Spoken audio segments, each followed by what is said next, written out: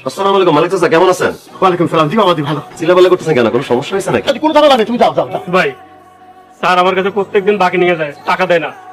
আমি ওনার কাছে প্রায় 40,000 টাকা পাই। আমি কইছি আমি আর বাকি দিতে পারবো না, এই জন্য আমার গায়ে হাত তুলছে।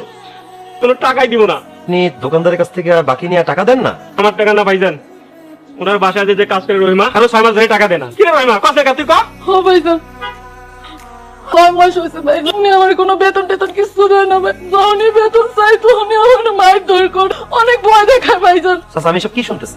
আমি তো আমার নিজের কানকে বিশ্বাস করতে পারতেছি। এত খারাপ মানুষ তো আপনি সারাদিন ফেসবুকে কি ভালো ভালো পোস্ট দেন, বড় বড় নীতি কথা লেখেন। আজকে সকালে তো একটা ফেসবুকে পোস্ট দিচ্ছেন, শ্রমিকের ঘাম শুকানোর আগে তার ন্যায্য পাওনা বুঝিয়ে দাও। অথচ বাস্তবে দোকানদারের কাছ থেকে বাকি খায় টাকা দেন না। গরিব অসহায় কাজের মেয়ে যে দিন রাত তার বাসায় কাজ করে, তার বেতনের টাকা আপনি দেন না। আজকে বুঝলাম যারা আসলে ফেসবুকে ভালো ভালো পোস্ট করে, বড় বড় নীতি কথা লিখে, আসলে নীতিবান না, তারা কোনো ভালো মানুষ না। যাই হোক চাচা, দোকানদারের কাছ থেকে যত টাকা বাকি খাইছেন এখনই সব টাকা দিয়ে দিবেন। আর আপনার কাজের মেয়ে 6 মাসের বেতনের টাকা আপনি এখনই দিবেন। আসাদ, আমি দোকানদারের টাকা দিব কি দিব না সেটা সম্পূর্ণ আমার নিজস্ব ব্যাপার। আর আমার বাসার কাজের মেয়েরা আমি বেতন দেবো না দেবো সে চিন্তা ভাবনা আমার। তুমি পোলাবান মানুষ, তুমি তো নাক গলাইতেছো কেন? আপনার মতো কিছু সভ্য নামে অসভ্য মানুষকে শিক্ষা দেওয়ার জন্য এখন থেকে নাক গলাবো। যেহেতু হয়ে চুপ করে অনেকদিন বসেছিলাম, আর না বদলাই গেছে চাচা। ওদের পাওনা টাকা আপনি এখন ওদেরকে বুঝাইতে কিন্তু খুব খারাপ হবে। তুমি গেলাম এখন আমার সাথে রীতিমতো বেয়াদবি করতেছো। আমি ওদের কাউকে এক পয়সাও দেবো না। দেখি তুমি আমার কি খারাপ করতে পারো। মোবাইলটা বাইক গলায় যাবে এখন এখনই। না, শুরু কর। Ready? বন্ধুরা, আমরা আছি উত্তর 13 নম্বর সেক্টরের 4 নম্বর রোডে একটি মুদির দোকানে। এখানে মালিক সাহেব নামে একজন ভদ্রলোক আছেন। উনি ফেসবুকে প্রতিদিন এবং ভালো ভালো পোস্ট দেন, কিন্তু বাস্তব জীবনে উনি দোকানদারের কাছ থেকে যে বাকি নেয়, দোকানদারের টাকা সে দেয় না। বাবাজি যে টাকা পয়সা পাই আমি সবকিছু পরিশোধ করে দিই। ফেসবুকে নীতি কথা নীতি বা প্রকাশ করিব না। এই অল্প সময়ে লাইভটা ভিউ হয়েছে 1.5 লাখ, 500 লোক শেয়ার করছে, কমেন্টস দেখ 1200। একদম ঠিক আছে না? তো নেক্সট টাইম আমাদের পাড়া মহলে এরকম অসভ্য লোক পাইলে জাস্ট আমাদের খবর দিবি, জাস্ট জায়গায় প্রতিবাদ করতে হবে। একদম তুই আমার বাবাকে অপমান করছিস কেন বল? কলার চাপ। আর কলার চাপ তুই আগে। আমি তোর বাবাকে কোনো অপমান করি নাই, করছে শুধু জনগণের সামনে তুলে ধরছি। তোর বাবা একটা মুখোশধারী শয়তান, একটা বাট পারলো। মুখ সামনে কথা বলিস আপা। আমার বাবা বাটপার, আমার বাবা বাটপারি কি করছে? এটা কিছুই জানো না তোর বাপ কি করছে। ভালো করে দেখোস নাই? তোর বাপ যে তোর ফেসবুকে বড় বড় নীতি কথা লিখে পোস্ট করে, সে বাস্তব জীবনে কি করে? দোকানের কাছ থেকে বাকি খায়, পুরো টাকা পয়সা দেয় না। কাজে মেয়ে রইবা 6 মাস ধরে বাসা কাজ করছে, তার বেতন দেয় না। তোর বাপকে কি বাটপার ডাকবেন? কি ডাকবো? সাধু?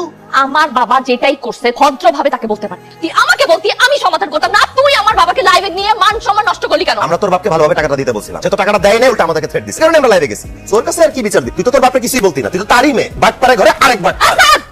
আমি না আসলে জানি তুই এগুলো কেন করিস।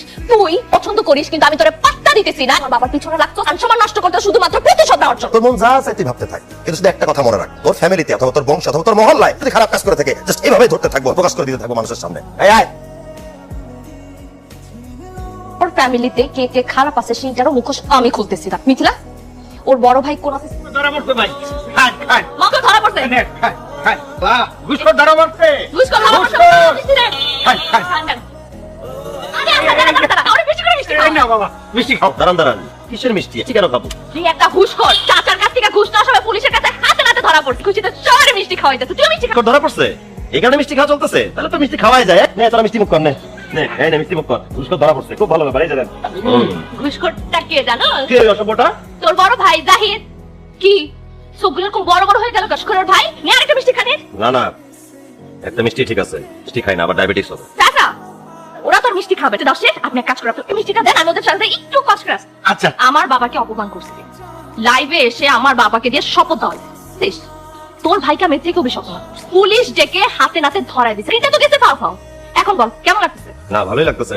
আমার ভাই অপরাধ করছে, অন্যায় করছে, শাস্তি তো পাইছি। কথা ভালো করে মনে রাখ, তোর ফ্যামিলি মেম্বারদের মধ্যে কেউ যদি ক্রাইমে জড়িত থাকে, নীতিবাজ হয়ে থাকে, তাহলে আমি তাদের হাতে হাতে ধরবো এবং একইভাবে শিক্ষা দিব। ফ্যামিলিতে তোর বড় ভাই দুর্নীতি করছে, তুই তাকেই ধরতে পারোস, আমার ফ্যামিলির দুর্নীতিবাজ ধরবি? হ্যাঁ, তুই ঘুষখোরের ভাই হয়ে এত বড় বড় কথা কস কিভাবে? যা করে না। এই দাঁড়াচ্ছিস কেন? মিথ্যে জানাস তো। সবাইকে জানা দে আসাদের বড় ভাই ঘুষ করে ভাই। এই কে কোথায় আছে? আসাদের ভাই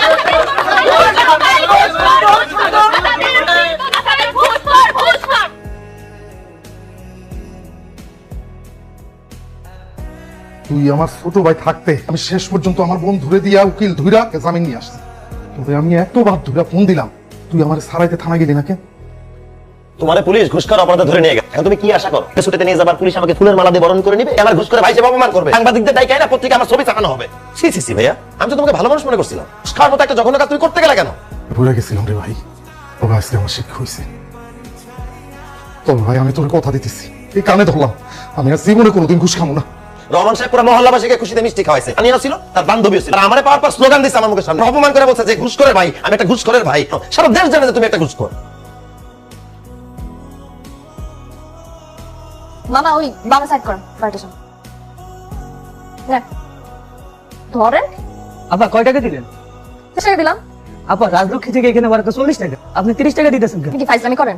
এই রাস্তা আমি 14 বার আসি আর যাইতে শিখাইতেছেন আমাকে রাস্তা, হ্যাঁ? টাকা ভাড়া 30 টাকা দিছি, 40 টাকা কেন দিব? 30 টাকার ভাড়া আমি 30 টাকা দেব, টাকা বেশি দিব না, নিলে না, না নিলে নাই। তাহলে কি টেম করেন না তো, দেন আর 10 টাকা। থাপড়া কিন্তু তোর দাঁত দুটো আমি ফালো সবসময় কিপটা বলতেছিস, হ্যাঁ? এই আমার দেখতেছ তোর কিন্তু আমি একটা টাকা দিব না, যদি আরেকটা কথা তুই কইছস। ভাই ভাই রাজলক্ষ্মী থেকে এখানে ভাড়া 40 টাকা, আপা দিতেছে 30 টাকা, আমি 10 টাকা চাইতেছি, সে আমার বকাবকি করতেছে। তো আপনার রাজলক্ষ্মী থেকে আমরা রিক্সা আসি 50 টাকা ভাড়া দিয়ে থেকে 40 টাকা ভাড়া নিতেছেন, এটা কোনো কথা? আনিয়া তুই 10 টাকার জন্য বার্গেনিং করতেছিস কেন? তুই দিয়ে দে, গরিব অসহায় মানুষ তোর জন্য দোয়া করবে। তোরে বলছি আমি এখানে আসতে, হ্যাঁ? না কইতেছিস আরে আবদা 30 টাকা ভাড়া আমি 40 টাকা দিব, কেন? আমি একটা টাকাও দিব না।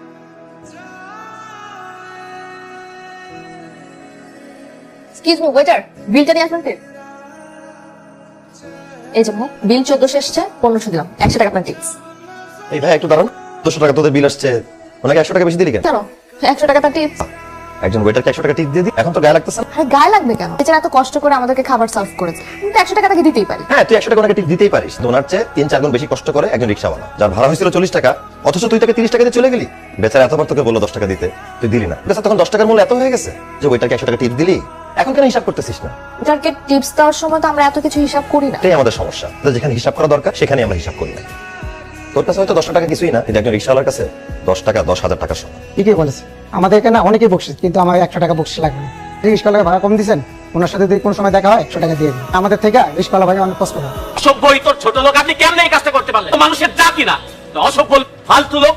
আপনার লজ্জা করে, আপনার লজ্জা করে। এই কি ব্যাপার, কি হয়েছে? চিল্লাচিল্লি করছিস রে? দোস্ত আজকে আমি নিজের চোখে যা দেখছি, আপনি চোখে বিশ্বাস করতে পারতেছি না। মহল্লায় ডাকাতের উৎপাতের কারণে আমরা সবগুলো গাড়ি চেক করতেছি। এই গাড়িটা যখন চেক করছি তখন আমি দেখি যে এই অভদ্র লোকটা এই মহিলাকে গাড়ির পিছনে বসিয়ে ট্রাভেল করতেছে, ভিতরে পর্যাপ্ত জায়গা আছে। কি একটা অমানুষ এই লোকটা। কি বলিস তুই? এই বয়স্ক মহিলাটাকে আপনি গাড়ির পিছনে বসে নিয়ে যেতেছিলেন? আপনার সম্পর্ক কি? আপনি কিডন্যাপ করছেন তারে? কি বলছেন এসব? আমি কেন ওকে কিডন্যাপ করছি? আমি একজন শিল্পপতি। রাখেন আপনার শিল্পপতি, উনি কি আপনার পরিচয় দেন? আঙ্কেল উনি আমাদের বাসায় কাজ করে। ছি ছি ছি ছি ছি, আপনার কাজের মানুষকে গাড়ির পিছনে বসে নিয়ে যেতেছে? এরকম একজন বয়স্ক মহিলা গাড়ির পিছনে বসে থাকতে পারে? কাজের মানুষ দেখি উনি মানুষটা তোর কি আঘাত লাগে না? আপনার মধ্যে কি বিবেক বলতে কিছুই নাই? গাড়ির মধ্যে তো অনেক সিট ফাঁকা আছে, তারপর আপনি ওনাকে কেন পিছনে বসালেন বলেন? তো অনেক জিনিসপত্র ছিল তো, জায়গা ছিল না, ওকে একটু আমরা পিছিয়ে বসে। মিছা কথা কইতেছেন কেন? আপনার তো রেস্টুরেন্টে খাইতে গেছেন, গাড়ির মধ্যে তো কিছুই ছিল না। ভাইজান জানেন দেশে ব্যাগে নামে গেছে, আমার এরকম পিছনে বহাল হয়ে গেছে, কষ্ট হইতেছে। আমার একটু সামনে বহানোর ব্যবস্থা করে নাই, ধমক দিছে। আর যে ম্যাডাম আমার সাথে খুব খারাপ ব্যাপার করে, জানেন ঠিক মতো একটু খাইতে দেয় না, আর অনেক অত্যাচার করে। আপনি শিল্পপতি, হ্যাঁ? ধনী মানুষ, এত বড় গাড়ির মধ্যে তার জন্য একটু জায়গা হলো না, মানে এই একটুক একটা জায়গার মধ্যে তাকে বসিয়ে রেখেছেন। লজ্জা হওয়া উচিত আপনার। উনি যদি আপনার মা হতেন, আপনার বোন হতেন, আপনার কোন আত্মীয় স্বজন হতেন, তাহলে পারতেন এটা করতে। ক্ষমা চান ওনার কাছে, ক্ষমা চান। কি বলছেন এসব? আমি আমার বাসার কাজের লোকের কাছে কেন ক্ষমা চাইবো? না যে অপরাধ করছেন সেখানে তো ক্ষমা চাওয়ার কিছুই না। অসভ্যই তো ছোট লোক কোথাকার, যে কারণে একটা মায়ের বয়সী মহিলাকে তো পিছনে বসে রাখতে। আপনি যদি বয়স আমার বড় না হন, তাহলে আমি আপনাকে এখানে জুতা খুলে পিটাই। ক্ষমা না চান তাহলে আপনার গাড়ি ভাঙা এখানে চুরমার করে, এই গাড়িটা ভাঙতো চুরমার।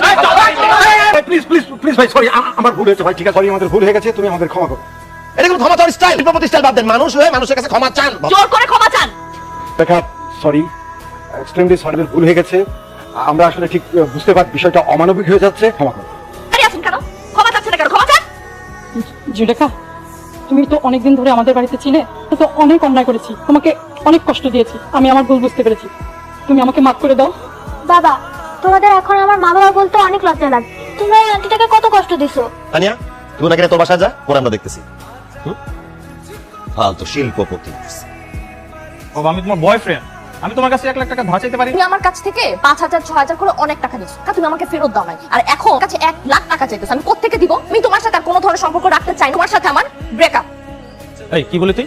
তোমার সাথে ব্রেকআপ করবি? আচ্ছা তো কি আছে? কি আছে? তোর সব স্ক্রিনশট আছে, ভিডিও কলে দাদা করছস না, সবগুলো স্ক্রিনশট আমি রেখে টাকা না দেওয়া পর্যন্ত আমি একটা স্ক্রিনশটও ডিলিট করব না। স্ক্রিনশট তুই ডিলিট তো করবি, বাপেও ডিলিট করবে। এই তুই কে? আমি একজন সচেতন নাগরিক। তুই আমাদের মহল্লার একটা মেয়ের ব্ল্যাকমেইল করতেছস? টাইম আছে, মোবাইলটা বাইর কর, শট ডিলিট কর, নাহলে ছাদ থেকে লাথি দিয়ে পালা দিব। এই তুই জানো তো আমি কে? তুই যেই হস্তাতে আমার কিছুই যায় আসে না। বুঝছি তুই স্ক্রিনশট ডিলিট করবি না? ওরা ধর তো ছাদ থেকে পালা। ও মাই গড দোস্ত, হাজার হাজার স্ক্রিনশট আর অডিও ভিডিও রেকর্ড করা। দোস্ত সব ফরম্যাট দিয়ে মোবাইলটা আমার দে তো। মোবাইলটা 2 দিন আমার কাছে থাকবে, না জানি কত মেয়ের স্ক্রিনশট তুই তোর মোবাইলে রেখে দি ব্ল্যাকমেইল করবি দেখা। সব রিমুভ করবো, তারপর তুই তোর মোবাইলটা পাবি, ঠিক আছে? তুই আজকে আমার অনেক বড় একটা উপকার করবি।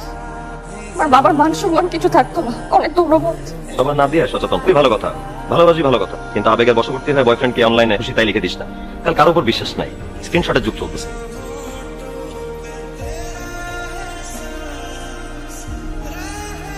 আজকে আবার কি নিয়ে ঝগড়া করতে আসছিস? আমি আজকে তোর সাথে ঝগড়া করতে আসিনি, তোর সাথে হাত মিলাইতে আসছি। আমার সাথে হাত মিলাতে আসছিস, এটা আমাকে বিশ্বাস করতে বলতেছিস? নতুন কোনো প্ল্যান করছিস নাকি আমাকে ফাঁসাবো? স্যার আমি তোকে কেন ফাঁসাবো? আমি অনেক চিন্তা করে দেখছি, তুই আর আমি, আমাদের দুজনের লক্ষ্যের উদ্দেশ্য কিন্তু এক। তুই যেমন অন্যায় প্রতিবাদ করতে চাস, আমিও কিন্তু সেম।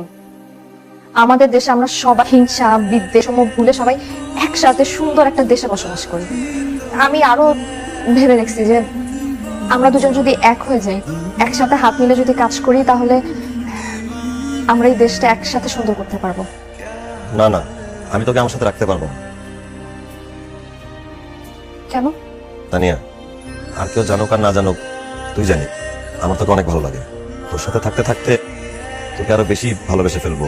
এরপর তোর বিয়ে হয়ে গেলে অনেক বেশি কষ্ট পাবো। আমরা যেভাবে সমাজ সেবা করতেছিলাম সেভাবেই করতে থাকি। তুই তো বোকা কেন? আমি কি তোর সাথে থাকতে চাই এমনি এমনি, হাত ধরে তোর পাশে থাকতে চাই কি এমনি এমনি? আরে বোকা, আমিও তোকে পছন্দ করি, তোকে ভালোবাসি, এই জন্য তো হাত ধরে থাকতে চাচ্ছি। কিন্তু তুই আমাকে কখনোই পছন্দ করতি না। পছন্দ করতাম, এই জন্য ঝগড়া করতাম।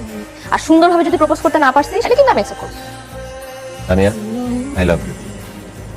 Will you marry me? তাহলে তো আমরা তো বিয়ে খাবো।